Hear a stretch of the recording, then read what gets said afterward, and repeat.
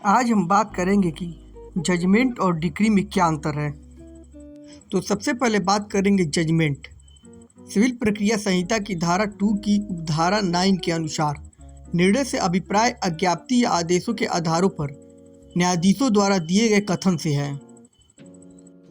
Civil प्रक्रिया संहिता के अंतर्गत दी गई निर्णय की इस परिभाषा से यह सिद्ध होता है कि निर्णय में आदेश और डिक्री दोनों समाहित होती है।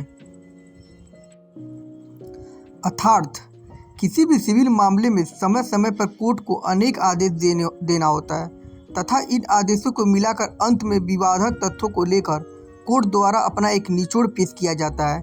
इस निचोड़ में विवाद के समस्त बिंदुओं पर न्यायाधीश अपने कथन रखते हैं जो तथ्य साबित हो जाते हैं।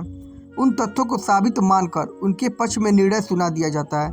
निर्णय पक्ष में नहीं होना इसका महत्व नहीं है, अपितु महत्व केवल इतना है कि कोर्ट तथ्यों के साथ साबित नासाबित के आधार पर अपना कथन करता है। उस कथन को ही निर्णय कहा जाता है। अब सवाल उठता है कि निर्णय क्या होता है।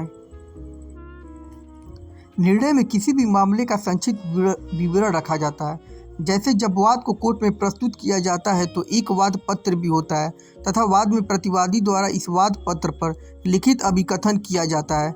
किसी भी वाद में अनेक तथ्य होते हैं। इन समस्त तथ्यों को लिख पाना असंभव सा है, इसलिए न्यायाधीश इन सभी तथ्यों को संक्षिप्त करके लिखते हैं और इसे निर्णय में लिखा जाता है।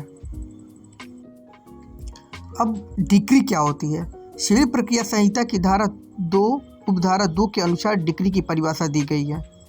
सिविल प्रक्रिया संहिता के अंतर्गत एक शब्द डिक्री है जिसे हिंदी में अज्ञप्ति कहा जाता है।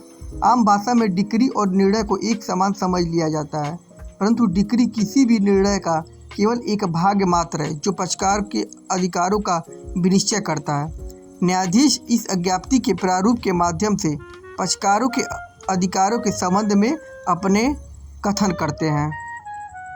डिक्री में किन बातों की आवश्यकता होती है ये हम देखेंगे। इसमें सबसे पहले वाद का निस्तारण हो गया हो, वाद का निस्तारण कोर्ट के द्वारा हो या निस्तारण किसी सिविल या राजस्व कोर्ट द्वारा अंतिम रूप से हुआ हो, या निश्चित रूप से पक्षकारों के अधिकारों का अवधारणा हो गया हो, या व्यतिक्रम में वाद के खारिज होने के आदेश की अभिव्यक्ति ना हो।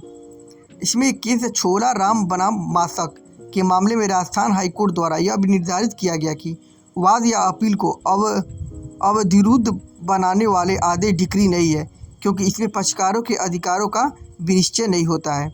ऐसे ही लीगल जानकारी के लिए हमारा चैनल जरूर सब्सक्राइब करें। धन्यवाद।